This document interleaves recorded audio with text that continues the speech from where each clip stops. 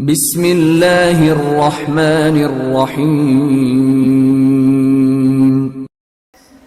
الحمد لله نحمده ونصلي على رسوله الكريم أما بعد فأعوذ بالله من الشيطان الرجيم بسم الله الرحمن الرحيم ليس البر أن تولوا وجوهكم قبل المشرق والمغرب ولكن البر من آمن بالله واليوم الآخر والملائكة والكتاب والنبيين وآتى المال على حبه ذوي القربى واليتامى والمساكين وابن السبيل والسائلين وفي الرقاب وأقام الصلاة وآتى الزكاة والموفون بعهدهم إذا عاهدوا والصابرين في البأساء والضراء وحين البعث أولئك الذين صدقوا وأولئك هم المتقون صدق الله العظيم عن أبي أمامة رضي الله تعالى عنه قال قال رسول الله صلى الله عليه وسلم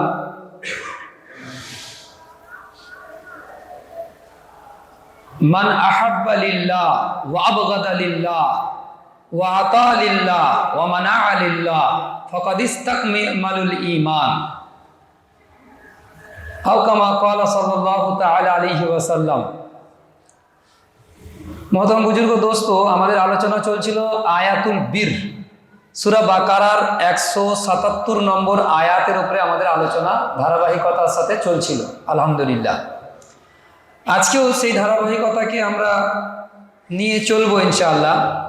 প্রথমে তর্জমাটা করে নিই যে আল্লাহ পাক বলছেন, পুণ্য কেবল এই নয় যে তোমরা নিজেদের মুখকে পূর্ব পশ্চিম দিকে ফেরাবে, বরং প্রকৃত পুণ্যবান তো সেই যে ঈমান রাখে আল্লাহর প্রতি এবং কিয়ামতের দিবসের প্রতি, ফেরেশতাদের প্রতি এবং সমস্ত কিতাবের প্রতি, আসমানি কিতাব এবং নবীদের প্রতি, এবং যে অর্থ সম্পদ দান করে এর মহাব্বত থাকা সত্ত্বেও, অর্থাৎ মালের মহাব্বত থাকা সত্ত্বেও এরা দান করেন কাদেরকে? নিকট আত্মীয় স্বজনকে এবং ইয়েতিম, অভাবগ্রস্ত, মুসাফির ও ভিক্ষুকদের, আর দাস মুক্তিতে, এবং নামাজকে কায়েম করে, জাকাত আদায় করে এবং অঙ্গীকার পূর্ণ করে যখন তারা অঙ্গীকার করে ফেলে, এবং ধৈর্য ধারণ করে অভাব অনটনে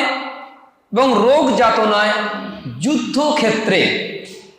এরাই সত্যবাদী। উলাইকাল্লাযীনা সাদাকু, এরাই সত্যবাদী। ওয়া উলাইকা হুমুল মুত্তাকুন, আর এরাই মুত্তাকি হওয়ার দাবিতে পরিপূর্ণ, হাকিকাতান মুত্তাকি এরাই। আর আমি আবার বলেছিলাম যে মুফতি আল্লামা ইদ্রিস কান্ধালভি রহমাতুল্লাহ আলাইহ তাফসিরে মারিফুল কোরআনের মধ্যে ইদ্রিস কান্ধালভি রহমাতুল্লাহ আলাইহ লিখেছেন যে এই আয়াতকে তাজজিয়া করে আমরা যদি দেখি তো মোট 6টা জিনিসের প্রতি আমাদের আমল করতে হবে, তাহলে আমরা মুত্তাকি হয়ে যাব, পরহেজগার হয়ে যাব। একদম সংক্ষিপ্ত আকারে পুরো দিয়ে দিয়েছিল 6টা নোট। সেটা কি ছিল? 1 নম্বর ছিল যে ঈমানের পঞ্চস্তম্ভ। আর পঞ্চস্তম্ভ এখানে যে জিকির করা হয়েছে, মান আমানা বিল্লাহ একটা, ওয়াল ইয়াউমিল আখির ওয়াল মালাইকা ওয়াল কিতাব ওয়ান নাবিয়্যিন। ঈমানের এই 5 স্তম্ভ, এটা 1 নম্বর। 2 নম্বর হচ্ছে নিজের প্রিয় মালকে আল্লাহর রাস্তাতে খরচ করা, 2 নম্বর। 3 নম্বর হচ্ছে নামাজকে কায়েম রাখা। 4 নম্বর জাকাতকে আদায় করা। 5 নম্বর ওয়াদাকে পূর্ণ করা। আর 6 নম্বর হচ্ছে সবর এখতিয়ার করা, অর্থাৎ ধৈর্য ধারণ করা অভাব অনটনে, রোগ ব্যাধিতে এবং যুদ্ধক্ষেত্রে। এই 6টা যে ব্যক্তি আমল করবে, আজকে এগুলোকে পুরো বুঝে নেন যে 6টা যে ব্যক্তি আমল করবে তারা তো সত্যবাদী এবং তারা পরহেজগারি হওয়ার দাবিতে, অর্থাৎ মুত্তাকি হওয়ার দাবিতে পরিপূর্ণ, হাকিকাতান মুত্তাকি হচ্ছে এরা। আমরা তো অন্য অনেকজনকে মুত্তাকি মনে করি, যে যার বড় পাগড়ি আছে যে বড় লম্বা জামা পরে আছে সে হয়তো পরহেজগার মুত্তাকি। আমরা অনেকে মনে করি যে যে বড় হাফিজ আছে, মৌলানা আছে, আল্লামা আছে সে হয়তো বড় মুত্তাকি। কিন্তু প্রকৃত মুত্তাকির যে নকশা খিঁচেছে কোরআনের মধ্যে, ये পুরো নকশাকে এখানে খিঁচে নিয়ে এসেছে এই আয়াতের মধ্যে। আর ইয়াদ করুন, আমি বলেছিলাম যে 177 নম্বর আয়াত এইটা আয়াতুল বীর, কিন্তু এর আগে অর্থাৎ আলিফ লাম মিম থেকে শুরু করে সূরা বাকারা শুরু হয়েছে। ওখান থেকে 176 নম্বর আয়াত পর্যন্ত যারা ইসলামকে মানত না, ইসলামের মুনকির ছিল, তাদেরকে আল্লাহ পাক 176 নম্বর আয়াত পর্যন্ত, 1 থেকে নিয়ে 176 নম্বর আয়াত আল্লাহ সুবহানাহু ওয়া তাআলা তাদেরকে বুঝিয়েছেন, বিভিন্ন অ্যাঙ্গেল থেকে প্রশ্নের উত্তর দিয়েছেন, তাদের যে সমস্ত সুবাহাত সন্দেহ, সেই সন্দেহের জবাব দিয়েছেন। 177 নম্বর আয়াতে এসে আল্লাহ পাক একটা ভূমিকা নিয়ে আসতে চাইছেন যে যারা আমাকে মাননে ওয়ালা হবে, যারা রসুল করিম সাল্লাল্লাহু তাআলা আলাইহি ওয়াসাল্লামকে মাননে ওয়ালা হবে, যারা ইসলামকে মেনে চলনে ওয়ালা হবে, তারা কি কি কাজ করবে, তারা যদি নেক লোক বা পরহেজগার লোক হতে চায় তাদের কাজ করণীয় কি কি আছে, তার একটা নকশা ভূমিকা তৈরি করে 177 নম্বর আয়াতে আল্লাহ পাক করে দিয়েছে। আর এই আয়াত এত জামিয়াতের সাথে বয়ান করেছে। জামিয়াত মানে সমস্ত কিছুকে সমো নিয়েছে, একদম একত্রিত করে নিয়েছে, যে একটা মুসলমানের তরজে আমল কি হবে তাকে পুরো সমো নিয়েছে এক আয়াতের মধ্যে। যে আয়াতটার পুরো ব্যাখ্যা 283 না 86 নম্বর আয়াতে গিয়ে শেষ হয়েছে সূরা বাকারা। 1 থেকে নিয়ে 286 সম্ভবত এরকম 287 নম্বর আয়াতে গিয়ে শেষ হয়েছে। তো 287 নম্বরের মধ্যে 186 নম্বর আয়াত পর্যন্ত মুনকিরিন ইসলামের মুনকিরদেরকে বুঝিয়েছে। আর 177 নম্বর আয়াতে এসে মুসলমানদের জন্য করণীয় কি আছে, মুত্তাকি আর পরহেজগার এবং নেক লোক কারা, তাদের করণীয় করতুত কি কি আছে, তার যে আমল কি কি হবে, সেগুলোকে বয়ান করেছে একটা আয়াতের মধ্যে জামিয়াতের সাথে, অর্থাৎ ভূমিকা তৈরি করতে। ভূমিকার পরে তো বই শুরু হয়, তো বাকি তারপরে 287 নম্বর আয়াত এখান থেকে নিয়ে 178 নম্বর আয়াত থেকে নিয়ে 287 নম্বর আয়াতে গিয়ে শেষ করেছে। এ পুরো এই আয়াতেরই ব্যাখ্যা বিশ্লেষণ, এই আয়াতের পুরো ব্যাখ্যা বিশ্লেষণ। আচ্ছা, আমরা গত সপ্তাহে আলোচনা করেছিলাম যে নেকির একটা রূহ হয়, রূহ, আর একটা হচ্ছে জাহেরি সকল সুরত হয়। জাহেরি সকল সুরত আমাকে দেখে কি মনে হয় যে এ মনে হচ্ছে বহুত আল্লাহওয়ালা লোক, কেন বড় পাগড়ি পরে আছি, জামা পরে আছি, তো আমাকে দেখে জাহেরি সকলে কি মনে হবে আল্লাহওয়ালা। কিন্তু এর একটা বাতিন আছে, ভিতরের আছে, এটা তো খোলসের একটা মর্যাদা আছে। এই নয় যে খোলসের বা জাহেরি সকলের কোনো মর্যাদা নেই, হ্যাঁ আছে, বেশক আছে। নামাজের মধ্যে যে আমরা পূর্ব পশ্চিমে মুখ ঘোরাই, পশ্চিম দিকে মুখ ফিরি কেবলার দিকে, বা অন্য দিকে যারা থাকে তারা তো ফের পূর্ব দিকে মুখ ফেরাবে, পুরো তো কেবলা চতুর্দিকে গোল হয়ে ঘুরে নামাজ পড়া হয়। তো যে যেদিকে আছে সে তার দিক থেকে কেবলা যেদিকে সেদিকে মুখ ফেরাবে। তো এই মুখ ফেরানোটা একটা জাহেরি সকল, এরও আহমিয়ত আছে, কিন্তু নেকি এর মধ্যে সীমাবদ্ধ নয়। ওই জন্যই প্রথমে শুরু করেছে এই আয়াত, লাইসাল বিররা আন তুওয়াল্লু উজুহাকুম কিবালাল মাশরিকি ওয়াল মাগরিব, তোমাদের যে চেহারাটাকে পূর্ব পশ্চিমে ঘোরাবে, এটাই নেকির মধ্যে সীমাবদ্ধ তাসাউর নয়, এটা সীমাবদ্ধ নয়। নেকির একটা জামে, একটা পরিপূর্ণ নেকির একটা নকশা আল্লাহ পাক এই আয়াতে খিঁচে দিয়েছে এটা। তো নেকির একটা রূহ হয়। তা আমার তো উপরে জাহেরি সকল দেখতে পাচ্ছেন একটা, কিন্তু একটা রূহে বাতিনি আছে, ভিতরের যেটাকে অভ্যন্তরীণ একটা রূহ আছে। সেই রূহ কি নেকির? নেকির রূহ হচ্ছে ঈমান, ঈমান বিল্লাহ, ঈমান বিল আখিরাত আর ঈমান বিল রিসালাহ। তিন জিনিসকে আমি তিন ক্যাটাগরিতে ভাগ করে আপনাদেরকে পেশ করেছিলাম, উপস্থাপন করেছিলাম। যে একটা হচ্ছে ঈমান বিল্লাহ, যেটাকে তাওহীদ বলা হয়। এই তাওহীদ হচ্ছে নেকির রূহ। কেন আয়াত যেহেতু নেকির আয়াতের সাথে ঈমানের কি বাহাস আছে, কি সংযোগ আছে, কি সম্পর্ক আছে?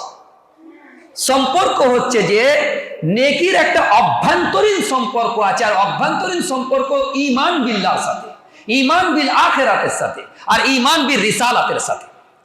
আর ঈমান বিল আখিরাত ওয়াল ইয়াউমিল আখির, আর তারপরে তিন জিনিসকে একসাথে ব্র্যাকেটেড করেছেন, ওয়াল মালাইকা ওয়াল কিতাব ওয়ান নাবিয়্যিন। ফেরেশতা জিবরাইল আলাইহিস সালাতু ওয়াস সালাম আসে ওহী নিয়ে মুহাম্মদুর রাসূলুল্লাহ সাল্লাল্লাহু আলাইহি সাল্লামের কাছে, আর মুহাম্মদুর রাসূলুল্লাহ সাল্লাল্লাহু আলাইহি সাল্লামের কাছে যে ওহীগুলো আনা হয়েছিল সেগুলো রেকর্ড হয়েছে কোরআন আকারে, কোরআন শরীফের মধ্যে কিতাব। তো এই তিন জিনিসকে ব্র্যাকেটেড করেন তো ঈমান বির রিসালা হয়ে যাবে। তো আজকে আমরা আলোচনা করব ঈমান বির রিসালার সাথে নেকির কি সম্পর্ক, ঈমান বিল্লাহর সাথে নেকির কি সম্পর্ক, ঈমান বিল আখিরাতের সাথে নেকির কি সম্পর্ক। এই তিনও জিনিসকে খুব গুরুত্বপূর্ণ জিনিস আমরা বুঝে নিই ইনশাআল্লাহ তাআলা। এক নম্বর হচ্ছে ঈমান বিল্লাহর সাথে নেকির সম্পর্ক কি, যেহেতু এটা রুহে নেকি। কেন, যে ব্যক্তির মধ্যে ঈমান বিল্লাহ সারায়াত করে যাবে, ঈমান বিল আখিরাত সারায়াত করে যাবে এবং ঈমান বিল রিসালাত সারায়াত করে যাবে, ও একটা ইন্টিগ্রেটেড হোল হয়ে যাবে। অর্থাৎ সমন্বয়, যেটাকে বাংলায় বলা হয় সমন্বয়, সমন্বিত বা সমস্ত কিছু গুণ তার ভিতরে মুজমার তৈরি হয়ে গেছে। এটাকে সমন্বয়, সমন্বিত এরকম কোন শব্দে বাংলা বলা যেতে পারে, ইন্টিগ্রেটেড হোল যেটাকে বলা। এ পুরোপুরি তার জিন্দগির মধ্যে সমস্ত আমলগুলো উজাগার হবে যদি ঈমান বিল্লাহ তার ভেতরে, ঈমান বিল আখিরা আর ঈমান বিল রিসালাত যদি তার ভিতরে মানে ঢুকে যায়, তো পুরো তার শরীরের মধ্যে, তার শাখসিয়াতের মধ্যে, তার ব্যক্তিত্বের মধ্যে পুরো যে সমস্ত গুণাবলীগুলো বলা হয়েছে সেগুলো উজাগার হবে, জাগ্রত হবে। তার যে আমলের মধ্যে এসে যাবে, তার অ্যাটিটিউড বদলে যাবে, সমস্ত কিছু বদলে যাবে যদি ঈমান বিল্লাহ, ঈমান বিল আখিরা আর ঈমান বিল রিসালাত যদি তার মধ্যে সারায়াত করে যায়। ও এমন একটা ব্যক্তিত্ব হয়ে যাবে যার মধ্যে থেকে খায়ের আর বরকত উপচে পড়তে থাকবে, উপচে পড়তে থাকবে, বের হতে থাকবে। তো ঈমান বিল্লাহর সাথে নেকির সম্পর্ক কি? দুটো, একটা নেগেটিভ সম্পর্ক, একটা পজিটিভ সম্পর্ক। পজিটিভ সম্পর্ক হচ্ছে যেটাকে আমরা বলি মুসবি পেহলু, আর আমরা আরবিতে বলি মানফি পেহলু, নেগেটিভ আর পজিটিভ। তো মুসবি পেহলু, যেটাকে পজিটিভ পেহলু বলা হয়, আল্লাহর মহাব্বত। আল্লাহর মহাব্বত ভরপুর থাকবে। ওয়াল্লাযিনা আমানু আশাদ্দু হুব্বাল লিল্লাহ, সূরা বাকারাতে আল্লাহ পাক বলেছেন যে ব্যক্তি সাহেবে ঈমান হবে সে আল্লাহর মহাব্বতে শদীদ তরিন হবে। তো ঈমান বিল্লাহর সাথে মুসবি পেহলু, পজিটিভ সম্পর্ক আল্লাহর মহাব্বত। আমি কেন ঝুট বলবো না, আগরচে ঝুট বললে আমার ফায়দা হবে। আমি কেন লোককে ধোকা দেবো না, ধোকা দিলে আমার লাভ হবে, কিন্তু তারপরেও কেন ধোকা দেবো না, আমি আল্লাহকে মহাব্বত করি, আল্লাহর প্রতি আমার ঈমান আছে, আল্লাহর মহাব্বত আমাকে ঝুট বলা থেকে রুখবে। যেটাকে বলেছিলাম যে একটা মোটিভেটিং ফোর্স, যেটা সেই মোটিভেটিং ফোর্সটাকে আমরা বলা হয় যে জজবায়ে মুহাররাকা, অর্থাৎ একটা জজবা। সেই জজবা কি? আল্লাহর মহাব্বত। আল্লাহর মহাব্বত আমাকে খারাপ কাজ থেকে রুখবে, আল্লাহর মহাব্বত আমাকে গোনা থেকে রুখবে, ঝুট বলা থেকে রোকাবে, অন্যায় কাজ করা থেকে আমাকে রোকাবে আল্লাহর মহাব্বত। দ্বিতীয় নেগেটিভ পেহলু কি আছে, যেটাকে মানফি পেহলু বলা হয়। এই মানফি পেহলু হচ্ছে এটা যে আল্লাহর ভয় আমাকে অন্য গোনাহের কাজ থেকে, লোককে ধোকা দেওয়া থেকে, ঝুট বলা থেকে আমাকে রুখবে কি? আল্লাহর ভয়। দুটো হয়ে গেছে। তারপরের পয়েন্ট আছে কি? ঈমান বিল আখিরাতের সাথে নেকির কি সম্পর্ক। ঈমান বিল আখিরাতের সাথে নেকির সম্পর্ক আবার দুটো, নেগেটিভ এবং পজিটিভ, মুসবি এবং মানফি। মুসবি পেহলু কি, পজিটিভ সম্পর্ক কি? যে জান্নাতের আশা, জান্নাতের আশা, জান্নাতের শখ, আখিরাতের যে জান্নাত আর জাহান্নাম আছে, তো জান্নাতের শখ, জান্নাতের ভালোবাসা, জান্নাতকে পাওয়ার জন্য দিলের মধ্যে যে তড়প, এ আমাকে নেকির কাজের দিকে অগ্রগামী করবে, আমাকে ঝুট বলা থেকে রুখবে। এটা যেমন নাকি রসুল করিম সাল্লাল্লাহু তাআলা আলাইহি ওয়াসাল্লাম বলেছেন, হাদিসে নববীতে এসেছে যে এতিম কাকে বলা হয়। আমি বলেছিলাম এতিমের সংজ্ঞা, যে নাবালেগ অবস্থায়, যার বাচ্চা নাবালেগ আছে, এমন অবস্থায় তার পিতা ইন্তেকাল করেছে, তো ওই ব্যক্তি যতদিন না বালেগ হচ্ছে ওকে এতিম বলা হবে। তো এতিম বাচ্চার মাথায় যে ব্যক্তি হাত রাখবে, হাত রাখার মানে কি? সরফরাজ করবে, তার দেখভাল করবে, তার প্রয়োজনকে পুরো করার ক্ষেত্রে আগিয়ে আসবে। যে ব্যক্তি ইয়েতিমের এই প্রয়োজন পুরো করার ক্ষেত্রে আগিয়ে আসবে, নবীজি সাল্লাল্লাহু তাআলা আলাইহি ওয়াসাল্লাম হাতকে এইভাবে তুললেন যে আমি আর সেই ব্যক্তি যে এতিমকে দেখনেওয়ালা ছিল জান্নাতের মধ্যে এইভাবে থাকবে। তো নবীজি সাল্লাল্লাহু তাআলা আলাইহি সাল্লামের এই খুশখবরি আমাকে ইয়েতিমের প্রতি হামদর্দি হওয়ার, খিদমতে খালক হওয়ার, এটা আমাকে জজবা এটা দেবে আখিরাতে। আচ্ছা, নেগেটিভ পেহলু কি আছে, যেটাকে মানফি পেহলু বলা হয়? মানফি পেহলু হচ্ছে জাহান্নামের ভয়।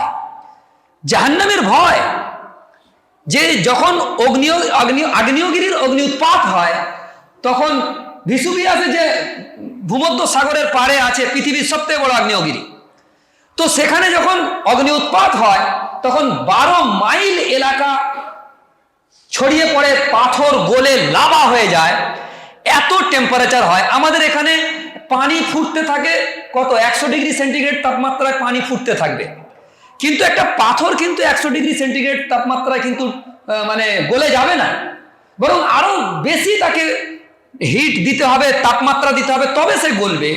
তো চিন্তা করেন যে পাথর গলে লাভা হয়ে পানির মতো হয়ে বয়ে যাবে, কতটা টেম্পারেচার দরকার। আর কোরআন শরীফে বলছে ওয়াকুদুহান নাসু ওয়াল হিজারা, জাহান্নামের ইন্ধন, ইন্ধন মানে জ্বালানি, জাহান্নামের জ্বালানি হবে মানুষ আর পাথর। এই জাহান্নামের ভয় আমাকে নেক কাজের প্রতি উদ্বুদ্ধ করবে এবং অন্যায় কাজ থেকে আমাকে বাঁচাবে। যদি আমি এই কাজ করি তাহলে আমাকে জাহান্নামের এই এত কঠিন টেম্পারেচারের মধ্যে, নারান আহাতা বিহিম সুরাদিকুহা, কোরআন বলছে নারান আহাতা বিহিম সুরাদিকুহা, 4 দেওয়ারি আগুনের হবে। লাহুম মিন ফাওকিহিম যুলালুম মিনান নার ওয়া মিন তাহতিহিম যুলাল, ছাদ আগুনের হবে, জমিন আগুনের হবে। আর নারান আহাতা বিহিম সুরাদিকুহা, 4 দেওয়ারি আগুনের হবে। প্রেসার কুকারের মতো যখন বন্ধ করে দেওয়া হয়, তো ওর ভেতরে টেম্পারেচার বাড়তে থাকে, কোনো দিক থেকে বাতাস বাইরে যেতে পারবে না। তো একটা সেপটিক ভ্যালভ থাকে আর একটা নর্মাল ভ্যালভ থাকে, ওদিকে বাতাস বেরোতে একটা নির্দিষ্ট পরিমাণ ওয়েট দেওয়া আছে তার মধ্যে দিয়ে। তো ওটাকে টেম্পারেচার বাড়াবার জন্য এখানে কোনো ছিদ্র নেই। নারান আহাতা বিহিম সুরাদিকুহা, আর তার মধ্যে যে জাহান্নামী ব্যক্তি হবে তার কৈফিয়ত কি হবে? কুল্লামা নাদিজাত, কোরআন বলছে কুল্লামা নাদিজাত জুলুদুহুম বাদদালনাহুম জুলুদান গায়রাহা লিয়াযুকুল আযাব। আমার চামড়াকে টানো, 1 সেন্টিমিটার মোটাই আছে এই চামড়া, কিন্তু জাহান্নাম ওয়ালা যে ব্যক্তি হবে, দোজক ওয়ালা যে ব্যক্তি হবে, 85 ফিট 42 হাত মোটাই চামড়া হবে। এই সমস্ত চামড়া জাহান্নামের টেম্পারেচারের মধ্যে থাকার পরে কুল্লামা নাদিজাত জুলুদুহুম বাদদালনাহুম জুলুদান গায়রাহা লিয়াযুকুল আযাব, সমস্ত অত মোটাই চামড়া জাহান্নামের টেম্পারেচারের মধ্যে গলে যখন শেষ হয়ে যাবে, আল্লাহ পাকের এখানে মানে কষ্টের অনুভূতির সেল এর মধ্যে দেওয়া আছে, ওগুলো যখন নষ্ট হয়ে যাবে আল্লাহ পাক বলছেন আমি ফৌরান নয়া চামড়া চড়িয়ে দেবো, লিয়াযুকুল আযাব, যাতে করে তোমার আযাব আরো বাড়তে চলে যায়, বাড়তে চলে যায়, বাড়তে চলে যায়। এই কঠিন আযাবের ভয় আমাকে নেকির কাজের প্রতি উদ্বুদ্ধ করবে, গুনাহ থেকে আমাকে বাঁচাবে। আমি কোরআন থেকে জাহান্নামকে তুলে বয়ান করতেছি, যে কোরআনের পুরো নকশা খিঁচেছে জাহান্নামে, পুরো নকশা খিঁচেছে জাহান্নামে। ওই জন্য কোরআন থেকে নসিহত আখাজ করুন, কোরআন থেকে জাহান্নামকে বুঝুন, কোরআন থেকে জান্নাতকে বুঝুন, কোরআন থেকে আখিরাতকে বুঝুন। ये কোরআন ঈমান বিল কোরআন, ঈমান বিল কোরআন, কোরআনের জরিয়াতে তাযাক্কুর বিল কোরআন বা তাদাব্বুর বিল কোরআন, কোরআনের জরিয়াতে যে হাসিল ঈমান হবে ও সবথেকে মজবুত, সবথেকে কংক্রিট ঈমান হবে। তো সেই জন্য আমাকে এই জজবায়ে মুহাররাকা, আমাকে আল্লাহর ভয় আমাকে বাঁচাবে গুনাহ থেকে। দুটো পয়েন্ট হয়ে গেছে। তারপরে ঈমান বির রিসালার সাথে এই নেকির কি সম্পর্ক? ঈমান বির রিসালার সাথে নেকির কি সম্পর্ক? দুটো সম্পর্ক, বড় গুরুত্বপূর্ণ কথা। প্রথম সম্পর্ক হচ্ছে ঈমান বির রিসালা হচ্ছে মুহাম্মদুর রাসূলুল্লাহ সাল্লাল্লাহু তাআলা আলাইহি ওয়াসাল্লামের মাধ্যমে, যেহেতু তানার উপরে আমরা ঈমান রেখেছি, তানার মাধ্যমে আমরা আমলের একটা নকশা পাবো, একটা নকশা পাবো, একটা মডেল পাবো।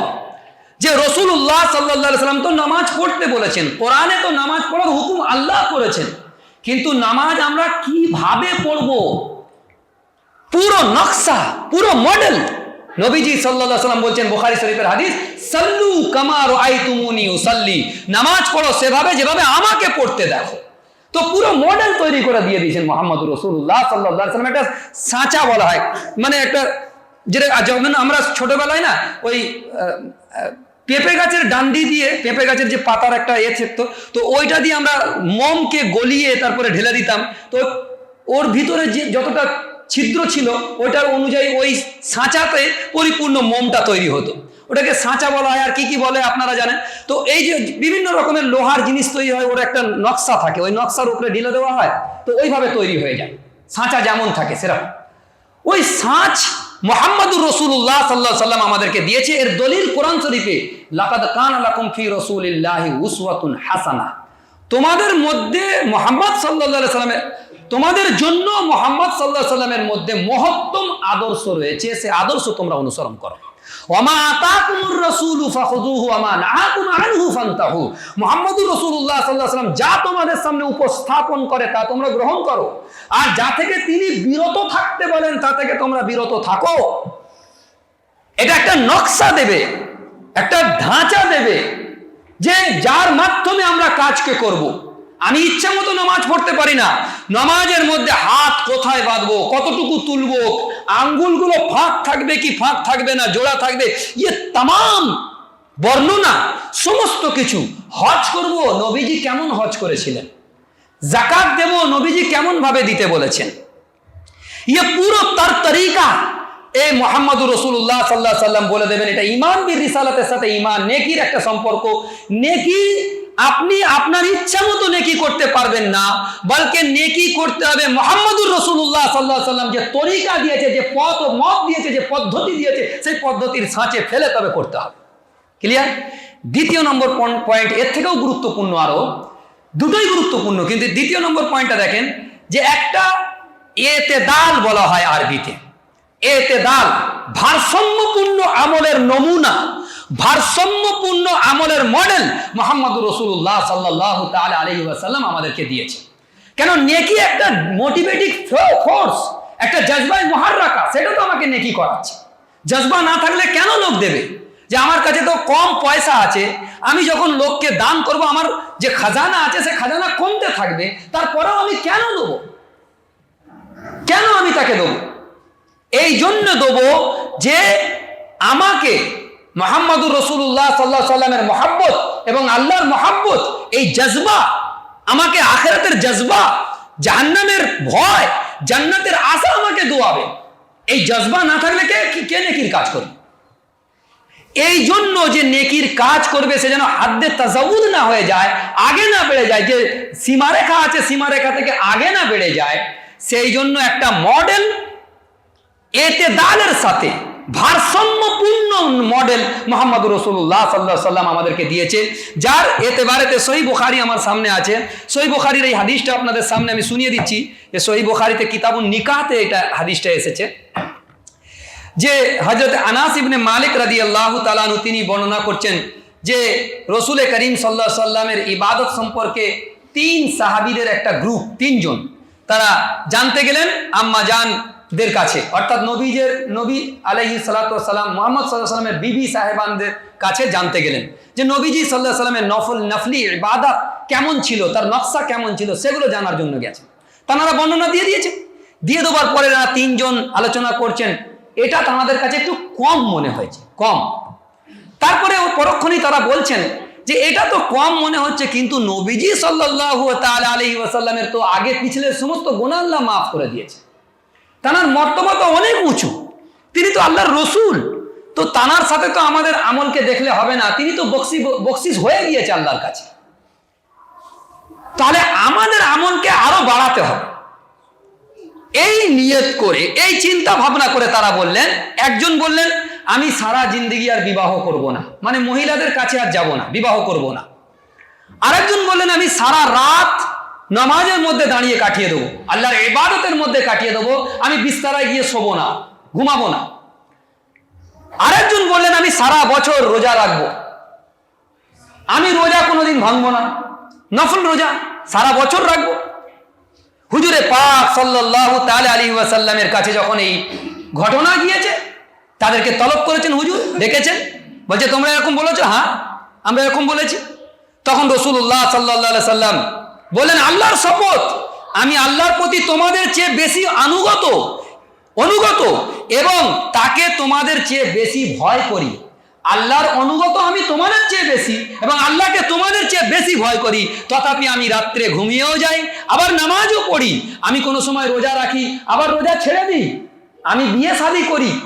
সমস্ত কিছু বলার পরে নবীজি সাল্লাল্লাহু আলাইহি ওয়াসাল্লাম যেটা বললেন যে আরবি শব্দটা এখানে গৌর করার ব্যাপার, ফামান রাগিবা আন সুন্নতি ফালাইসা মিন্নি, যে ব্যক্তি আমার এই সুন্নত থেকে, এটাই আমার সুন্নত, যে ব্যক্তি আমার সুন্নত থেকে মুখ ফেরাবে ও আমার দলভুক্ত নয়, আমার দলের মধ্যে গণ্য নয়। নবীর সুন্নত এইটা, তার মানে আমাদের শরীরেরও কিছু হক আছে। সারা দিন যদি, সারা রাত যদি না ঘুমোই পুরো মৌত পর্যন্ত, তো শরীর তো মানে ক্লান্ত হয়ে যাবে, মানুষ মারা যাবে, রোগাক্রান্ত হয়ে যাবে। বিয়ে যদি না করা হয়, ইহুদি খ্রিস্টানদের ওদিকে তো বলা হয়েছে যে না আমরা রহমানিয়ত এখতিয়ার করবো, কোরআনে ওয়াকিয়া আছে সূরা তাওবাতে, তো রহমানিয়ত এখতিয়ার করবো, আমরা বিয়ে করব না। দেখা যাচ্ছে যেটা ফিতরি আল্লাহ পাক তৈরি করে দিয়েছেন, যে জরুরত মানুষের শরীরের জন্য যেগুলো প্রয়োজন ফিতরি তওরের উপরে, সেই প্রয়োজনের উপরে যে বাধা সৃষ্টি করবে, যারা এটাকে এখতিয়ার করেছে, যে রহমানিয়ত এখতিয়ার করেছে আর বিয়ে করবে না, দেখা যাচ্ছে যে তারা তো বিয়ে করেনি কিন্তু হারাম সন্তান দিয়ে কবরস্থান আবাদ হয়ে যাচ্ছে। ফিতরাতের সাথে কেউ লড়াই করতে পারে না, বিয়ে করেনি কিন্তু হারাম সন্তান জন্ম হচ্ছে আর কবরস্থান আবাদ হয়ে যাচ্ছে। আল্লাহ পাক একটা নেচার দিয়েছে, একটা ন্যাচারাল জিনিসকে দিয়েছেন যে এটা বিয়ে তোমাদেরকে করতে হবে, তোমাদের এটা শারীরিক চাহিদা। তুমি বিয়ে করবে না, তুমি ঘুমাবে না, সারা জিন্দগি তুমি রোজা রাখবে, তোমার শরীরের সাথে শরীরের হক আদায় হবে না, বরং এর भी একটা হক আছে, এর থেকে আগে বেড়ে যাওয়াটা ঠিক হবে না। ঠিক অনুরূপ ভাবে কেউ হয়তো তাহাজ্জুদের নামাজ পড়ে, একদিন উঠেছে এত দেরিতে যে দেখা যাচ্ছে ফজরের ওয়াক্ত দাখিল হয়ে গেছে, মসজিদে আজান হয়নি। মসলা ভালো করে বোঝেন, মসজিদে আজান হয়নি, ফজরের ওয়াক্ত দাখিল হয়ে গেছে, কিন্তু তার তো তাহাজ্জুদ পড়ার খুব জজবা আছে যে আমি তো আল্লাহর ওলি, এত তাহাজ্জুদ পড়ি আর আজকে ছেড়ে যাবে, তার থেকে ফজরের ওয়াক্তেই তাহাজ্জুদ পড়েনি। আর পরে ইয়াকিনি জেনে নেন, হাসি নয় বরং পরে আমি দেখেছি কয়েকজনকে পড়তে, ফজরের ওয়াক্ত দাখিল হয়ে যাবার পরে মাত্র 2 নামাজ, ফজরের সুন্নত আর ফজরের ফরজ নামাজ ছাড়া কোনো নামাজ পড়া চলবে না, কোনো নামাজ চলবে না। হাদিসে নববীদের নকশা মজুদ আছে, কিন্তু এ তাহাজ্জুদ পড়ছে কেন? আল্লাহ বলা বহুত, এই যে মানে বাউন্ডারি থেকে ক্রস হয়ে যাচ্ছে, ক্রস দেওয়ার জন্য এটাকে বলে এতেদাল, ভারসাম্যপূর্ণ আমল। মুহাম্মদুর রাসূলুল্লাহ সাল্লাল্লাহু আলাইহি ওয়াসাল্লামের ঈমান বি রিসালার সাথে নেকির এই সম্পর্ক, কথা বুঝে যাচ্ছে জি? এবারে দেখেন ঈদের ময়দানে, ঈদের দিন ইশরাক আর চাঁদ পড়ায় অভ্যস্ত, ঈদের নামাজ হয়নি, ঈদগাহে গিয়ে ইশরাক পড়ছে। হালাকি ঈদের দিনে রাসূল করিম সাল্লাল্লাহু তাআলা আলাইহি ওয়াসাল্লাম ঈদের নামাজ পড়ার আগ পর্যন্ত নফল পড়তে নিষেধ করেছেন। জানতে হবে এগুলো। দেখা যাচ্ছে যে 2 ঈদের 5 দিন রোজা করা হারাম, আর রোজা রেখে দিয়েছে 2 ঈদের 5 দিন, বড় জজবা হয়েছে নেকির, তো জজবাকে কন্ট্রোল করতে পারেনি, বাস রেখে দিয়েছে। কোন কোন দিন? ঈদের দিন, অর্থাৎ ঈদুল ফিতর, রোজার পরে যে ঈদ আসে ওইটা, আর বকরা ঈদের দিন, তারপরে পরপর 3 দিন, তার সাথে যুক্ত করলে 4, এদিকে 1, 5, এই 5 দিন বছরের মধ্যে রোজা রাখা হারাম করা হয়েছে। এখন কারণ নেকির জজবা যদি খুব বেশি হয়, যেমন ওই দিনকে রোজা রাখবো, হারাম হবে, নাজায়েজ হবে, গুনাহ হবে। দেখেন হজ্জের ময়দানে যখন হাজী সাহেব চলে যান, তখন আরফাতের ময়দানে থাকাকালীন সেখানে মাগরিবের ওয়াক্ত, যখন সূর্য ডুবে যায় তো মাগরিবের ওয়াক্ত দাখিল হয়ে গেছে। এখন সে মাগরিব পড়বে না, মুজদালিফার ময়দানে এসে মাগরিব পড়তে হবে। যদি রাত 2টোর সময়তে ওখানে পৌঁছায় মুজদালিফায়, তো রাত 2টোতেই মাগরিব আর এশা পড়তে হবে। কেউ যদি বলে যে আমি ওয়াক্তের ভেতরে নামাজ পড়বো, ওই জন্য নাজায়েজ হয়ে যাবে, গুনাহ হবে হাজী সাহেবদের। ওই দিনকের জন্য ওইটা আসল বলতে চাওয়া হচ্ছে, আসলে শেখানো হচ্ছে, যখন আল্লাহ পাক যেভাবে আমাদেরকে হুকুম করেছে, আমরা আল্লাহর গোলাম, আমরা সেভাবেই মাথা নত করে নেবো আল্লাহর সামনে, এটাই আসল কথা। এই কেবলার মশলাতে ওইটাই এসছে। যখন কাবা শরীফের দিকে নামাজ পড়ার হুকুম ছিল, কাবা শরীফের দিকে পড়েছে। যখন মসজিদে আকসার দিকে নামাজ পড়ার হুকুম আল্লাহ করেছে, ব্যাস মসজিদে আকসার দিকে রোক করে নিয়েছে। ফের মসজিদে আকসার দিকে নবীজি নামাজ পড়ছে, নামাজ পড়াকালীন ওই নাজিল হয়েছে। যখন ওহী নাজিল হয়েছে, রসুল করিম সাল্লাল্লাহু আলাইহি সাল্লাম নামাজের সালাম ফেরা পর্যন্ত দেরি করেননি, নামাজের মধ্যেই রুখকে ঘুরিয়ে নিয়েছে, সাহাবারাও ঘুরিয়ে নিয়েছে। এটা হচ্ছে ইসলাম।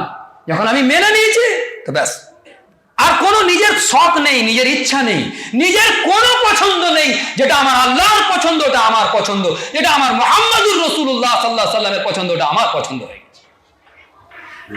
আল্লাহর পছন্দের সাথে আমার শরীরের রুয়া রুয়া সারায়াত করে যাবে।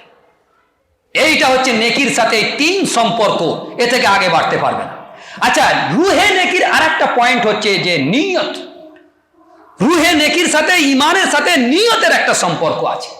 আর বুখারী শরীফের মশহুর হাদিস যে ইন্নামাল আমালু বিন্নিয়াত, নিয়তের উপরেই দারোমাদার করবে তুমি কি স্বভাব পাবে কি পাবে না। তারপরে বলেছে যে হিজরত করলো আল্লাহর রসুলের জন্য, তার হিজরত আল্লাহর রসুলের জন্য লেখা হবে। আর যে হিজরত করলো কোনো মহিলাকে বিয়ে করার জন্য, তার হিজরত মহিলাকে বিয়ে করার জন্যই হবে। সুতরাং নিয়তের একটা আহমিয়াত আছে যে নিয়ত কার কতটুকু সহি আছে। নিয়ত যদি সহি না হয়, এটা হচ্ছে ইমান, রুহে ইমানের সাথে, রুহে নেকির সাথে ইমানের সম্পর্ক নিয়ত। নিয়ত আল্লাহ পাকের উপরে যত ঈমান বিল্লাহ মজবুত থাকবে, ঈমান বিল আখিরা মজবুত থাকবে, ঈমান বিল রিসালা মজবুত থাকবে, তত তার নিয়ত পাক্কা পোক্তা হবে ইনশাআল্লাহ। কেন, যার আখিরাতের প্রতি ঈমান নেই সে আল্লাহর জন্য কেন করবে? সে তো লোককে দেখানোর জন্য করবে, বাহবা পাওয়ার জন্য করবে, সারা পৃথিবীতে নিজের পরিচয় করাবার জন্য সে নেকির কাজ করবে। আর যখন ঈমান বিল আখিরাত থাকবে তখন তার নিয়ত সহি হয়ে যাবে যে আমি আল্লাহর জন্য করব। দুনিয়ার ইজ্জত ইজ্জত নয়, দুনিয়ার বেইজ্জতি বেইজ্জতি নয়। যদি দুনিয়ার ইজ্জতটা ইজ্জত হতো, মুহাম্মদুর রাসূলুল্লাহ সাল্লাল্লাহু আলাইহি সাল্লামকে সবথেকে উঁচু বিল্ডিং আল্লাহ পাক করে দিতেন, সবথেকে দামি জামা মুহাম্মদুর রাসূলুল্লাহ সাল্লাল্লাহু আলাইহি সাল্লাম পরতেন। কিন্তু দেখা গেছে 3 হুজুরে পাক সাল্লাল্লাহু আলাইহি সাল্লামের ঘরেতে চুলো জ্বলেনি। কেন? যদি দুনিয়ার ইজ্জত আর দুনিয়ায় লাট বাটেস ঠাট বাটের সাথে থাকা, ঠাট বাটের সাথে জিন্দেগি গুজরানো যদি এটাই ইজ্জত হতো, তাহলে সব থেকে বড় ইজ্জতের হকদার মুহাম্মদুর রাসূলুল্লাহ সাল্লাল্লাহু তাআলা আলাইহি সাল্লাম ছিলেন। কিন্তু সব থেকে গরিবী হালতে তিনি জিন্দেগি কাটিয়েছেন, সব থেকে গরিবী হালতে। সেজন্য ইজ্জতের নকশা ওটা নয়। আখিরাত যার সামনে আছে সে দুনিয়ার ইজ্জতকেও ইজ্জত মনে করবে না, আখিরাতের নকশা যার সামনে আছে দুনিয়ার বেইজ্জতিকেও সে বেইজ্জতি মনে করবে না। ইমাম আবু হানিফা রাহমাতুল্লাহ 8 বছর জেল খেটেছে, দুনিয়ার নজরে বেইজ্জতি, আর আখিরাতে আল্লাহর নজরে ওটা ইজ্জতের চূড়ায় পৌঁছে গিয়েছে। সাহাবা একরামকে যখন জবাই করা হচ্ছে যুদ্ধের ময়দানে, বলছে ফুজতু বিরাব্বিল কাবা, আমি রব্বে কাবার কসম খেয়ে বলছে আমি কামিয়াব হয়ে গিয়েছি। প্রতিপক্ষ বলছে যার গর্দান উড়িয়ে দেওয়া হচ্ছে তার আবার কামিয়াব কিসের? কামিয়াব তো আখিরাতের কামিয়াব। কামিয়াবি যদি পেতে চাও তো আসল কামিয়াবি আখিরাতের অপেক্ষা করছে। সেই কামিয়াবির জন্য জান তোর মেহনত, সেই কামিয়াবির জন্য নিজের জীবনকে উৎসর্গ করা, সেই কামিয়াবির জন্য নিজের সমস্ত কিছুকে মাটির সাথে মলিন করে দেওয়া, এটা হচ্ছে আখিরাতের কামিয়াবির জন্য নিজের ঈমান বিল্লাহর এই জজবা তোমাকে এই কামিয়াবির দিকে আকৃষ্ট করবে। ঈমান বিল্লাহর এই জজবা তোমাকে আখিরাতের দিকে আকৃষ্ট করবে। ঈমান বিল্লাহর এই জজবা তোমাকে জান্নাতের দিকে আকৃষ্ট করবে। ঈমান বিল্লাহর এই জজবা তোমাকে জাহান্নাম থেকে বাঁচাবার জন্য তোমাকে সহযোগিতা করবে, সাপোর্ট করবে। এটা ঈমান বিল্লাহ, ঈমান বিল আখিরাত। এই জন্য নিয়তকে সহি করতে হবে। যে বলা হলো যে একটা মহিলার জন্য সফর করবে, সেই মহিলাকে বিয়ে করার জন্য, তার কারণ কি? ফার্জ করে নেন, ধরে নেন, এটা কোনো লিখিত আকারে কিতাবে নেই, পুরো ব্যাখ্যা এটাই। এটা লেখা নেই যে কোনো সাহাবীর ব্যাপারে আমি এই মন্তব্য করছি না, বলকে কোনো সাহাবী কোনো মহিলাকে ভালোবাসতেন, ধরে নেন কোনো পুরুষ মানুষ কোনো মহিলাকে ভালোবাসে, মক্কাতে থাকে, সে মহিলা হিজরত করে চলে গেছে মদিনায়। এখন যদি মদিনায় না যাওয়া হয় তাকে বিয়ে করা সম্ভব নয়। এর জন্য যে ব্যক্তি হিজরত করেছে আর যে ব্যক্তি আল্লাহর রাসূলের হুকুমকে ফলো করে হিজরত করেছে, দুটো আলাদা হয়ে যাবে, দুটো আলাদা হয়ে যাবে। ফার্জ করে নেন খাব্বাব লোহার ছিলেন, মানে কামার, সে চিন্তা করলো যখন আমি ঈমান কবুল করেছি আমার কাছে তো কেউ আর কাজ নিয়ে আসবে না, কাফেরেরা তো কেউ আসবে না, তো মুসলমানরা আসবে, কিন্তু মুসলমানরা সব মক্কায় চলে গেছে, মদিনায় চলে গেছে।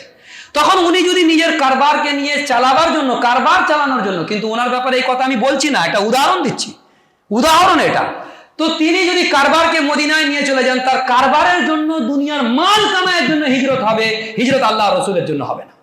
নিয়তকে সহি করা, এর উপরে একটা জানে আলফাজ আমি আপনাদের সামনে শুনিয়ে দিচ্ছি, হাদিসটার তাহকিক আমি করতে পারিনি যে হাদিসটা সহি কিনা, কিন্তু এটা একটা নসিহতের তওরের উপরেও বলা যায় হাদিসটা কি।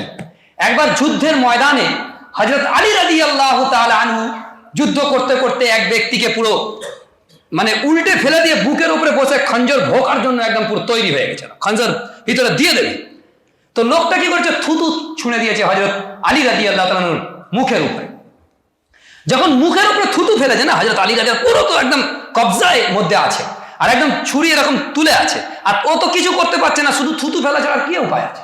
থুতু যখন মুখে পড়ে গিয়েছে, হযরত আলী রাদিয়াল্লাহু তাআলা ওকে ছেড়ে দিয়ে পুরো আলাদা হয়ে দাঁড়িয়ে গেছে। লোক বড় তাজ্জুব হয়ে গেছে, কি ব্যাপার, কেন এত আলাদা হয়ে গেল, কেন তুমি আমাকে মারলে না, আগের চেয়ে তুমি আমাকে কতল করতে পারতে, তার আগ মুহূর্ত পর্যন্ত আমি তোমার বিরুদ্ধে লড়াই করেছি। তখন উনি আলী রাদিয়াল্লাহু তাআলা জবাব দিলেন যে যতক্ষণ আমি তোমার সাথে লড়াই করছিলাম, তুমি আমার সাথে লড়াই করছিলে, আমি আল্লাহর জন্য করতেছিলাম। যখন তুমি আমার মুখে থুতু দিয়ে দিয়েছো, তো আমার ইজ্জতের নফস জজবাতে এসে গেছে যে আমার ইজ্জতের প্রতিশোধ নেবার জন্য আমি যদি ছুরিটা দিয়ে দিই, আল্লাহ রসুলের জন্য এই কতলটা হবে না, আমি সেই জন্য ছেড়ে দিয়ে আলাদা হয়ে গেছি। ও ইসলাম কবুল করে নিয়েছে। এটা ছিল এত বহুত বড় একটা উদাহরণ নসিহতের তওরের উপরে। হাদিস যদি সহি নাও হয়, আমি ওই জন্য দায়িত্ব নিচ্ছি না, হাদিস যদি সহি নাও হয়, তবুও নসিহত একদম সামনে খুলে এসে যাচ্ছে যে নিয়ত আমাদের সহি করতে হবে। নিয়ত যখন সহি হয়ে যাবে, তারপরে আমরা যখন কাজ করবো, এবারে এক একটা পয়েন্টকে আমরা যখন নোট করবো, ওয়াতাল মাল আলা হুব্বিহি যাবিল কুরবা, আমি এটা বলে তবে শেষ করব যে নিজের মহাব্বতের মালকে আল্লাহর, নিজের মহাব্বতের মালকে নিজের করিবি রিস্তাদার হচ্ছে প্রথম নম্বরে আসবে, তার নেকির কাজের ক্ষেত্রে প্রথম নম্বর হবে তার জন্য খরচ করা। দেখবেন অনেক লোক আছে নিজের লোকেদেরকে খরচা করে না, বড় বড় জায়গায় খরচা করছে। বুঝতে হবে যে ঈমান বিল আখিরার, ঈমান বিল্লাহর সাথে এর সম্পর্ক খুব কমজোর। না হলে যদি এটা মজবুত হতো, তো নিজের লোককে আল্লাহ তো পেহেল করেছে, নাম্বারিং করেছে, সিরিয়াল করেছে, সিরিয়ালে প্রথম নম্বরে কে আছে, নিজের লোক। নিজের লোককে দাও। আবার নিজের লোককে দিই না কেন, তার কারণ হচ্ছে আমার ওই দাদা অমুক বলেছে, আমার ছোট ভাই আমাকে এরকম খারাপ কথা বলেছে, সেই জন্য আর দেবো না, ভাবি অমুক বলেছে সেই জন্য আমি দেবো না। ঠিক এটা হয়। এবারে আসুন, সিদ্দিক আকবর রাদিয়াল্লাহু তাআলা আনহু, তিনি যখন আমি এই আয়াত পড়েছি সূরা নূরের মধ্যে, তখন আমি নিজেকে মনে হয়েছে যে আমি মুসলমান নই। এটা মনে হয়েছে, আমি আমার অনুভূতিটা আপনাদেরকে বলছি। কি যে সিদ্দিক আকবর রাদিয়াল্লাহু তাআলা এক ব্যক্তিকে খুব বেশি দান করতেন, খুব বেশি দান করতেন, সমস্ত সহযোগিতা করতেন তার, গরিব বেচারা। কিন্তু যখন ইফকের ঘটনা ঘটলো, আম্মাজান আয়েশা রাদিয়াল্লাহু তাআলা আনহার ব্যাপারে যখন বদনাম রটানো হলো, আর আম্মাজান আয়েশা রাদিয়াল্লাহু তাআলা কার মেয়ে, আবু বকর সিদ্দিক রাদিয়াল্লাহু তাআলার মেয়ে, আর নবীজির বিবি, আর তানার ব্যাপারে যখন বদনাম রটে গেল যে ওই একটা যুদ্ধের কাফেলার সাথে, আপনারা শুনেছেন, আমি সংক্ষিপ্ত করে বলছি। তো যখন ওটা পুরো তুফান উঠে গেল, আব্দুল্লাহ বিন উবাই ইবনে সুলুল মুনাফিকিনদের সর্দার, তখন পুরো তুফান উড়ালো। ওই তুফানেতে কিছু ভোলে ভালা সাধারণ মুসলমান, মানে সাদা সিধে যারা ছিল, তারা ওর মধ্যে পড়লো কিছু কিছু। তো তার মধ্যে ওই ব্যক্তিও পড়ে গেল যে ব্যক্তিকে হযরত আবু বকর সিদ্দিক রাদিয়াল্লাহু দান ধ্যান করতেন খুব। তো আবু বকর সিদ্দিক রাদিয়াল্লাহু ঘটনাটা জানতে পেরে বললেন যে আমি তোমাকে এত দান করেছি, এত সাহায্য সহযোগিতা করেছি, আর আমার মেয়ের মামলাতে তুমি এইভাবে ঢুকে গেলে, আর জীবনে কোনোদিন দান করবো না। আল্লাহ সুবহানাহু ওয়া তাআলা এর পরিপ্রেক্ষিতে সূরা তাওবার আয়াত নাযিল করলেন। দিল টুকরো হয়ে যাবে পুরো সব। ওই জন্য আমি ওই কথা বলেছি, কাসরু ইনকিসার, ভাঙতে হয় তো নিজেকে ভেঙে দাও কোরআনের জন্য। তারক ইখতিয়ার, যা তরক করতে বলে তরক করো, যা ছাড়তে বলে ছাড়ো, যা ধরতে বলে ধরো। যদি অন্যজনকে ভাঙতে হয় তো ভেঙে দাও। কাসরু ইনকিসার, তারক ইখতিয়ার, কুরবানি ও ইশার, এই পুরো শব্দ এখানে আসবে। হযরত সিদ্দিক আকবর রাদিয়াল্লাহু আনহু আল্লাহ আয়াত নাযিল করেন, আবু বকর তুমি তো নেকির জন্য করেছিলে, ও তোমার মেয়ের মামলাতে জড়িয়েছে বলে তুমি যে দান বন্ধ করে দেবে, এটা তো ঠিক বলনি। সিদ্দিক আকবর রাদিয়াল্লাহু আনহু পুরো পানি পানি হয়ে গিয়েছে। আমি পারবো, আপনি পারবেন? বলেন এইখানটা বলি যে আমি মনে হচ্ছে মুসলমান নই, মনে হচ্ছে আমরা। সিদ্দিক আকবর রাদিয়াল্লাহু আনহু বলছেন যে তারপর থেকে আমি ওর থেকেও আগে বেড়ে দান করেছি। এইটা হচ্ছে কোরআনের প্রতি ঈমান, এটা হচ্ছে নিজেকে সারেন্ডার করে দেওয়া। আল্লাহ যা বলেছে তা ব্যাস। আবু বকর সিদ্দিক রাদিয়াল্লাহু দুবারা কোনো চুচেরা জবাব দিতে যায়নি আল্লাহকে যে আল্লাহ ও তো আমার মেয়ের মামলাতে না, আল্লাহ বলেছে দান করো, করো, এটা নেকির কাজ। ইনশাআল্লাহ তাআলা আগামী সপ্তাহে আমরা আরো এই নেকির সাথে যে আসল কাজগুলো কি কি আছে এক একটা শব্দ ওয়াইজ আমরা ব্যাখ্যা করবো ইনশাআল্লাহ। আল্লাহ পাক আমাদেরকে তৌফিক দান করুন। ওয়া আখির দাওয়ানা আলহামদুলিল্লাহ।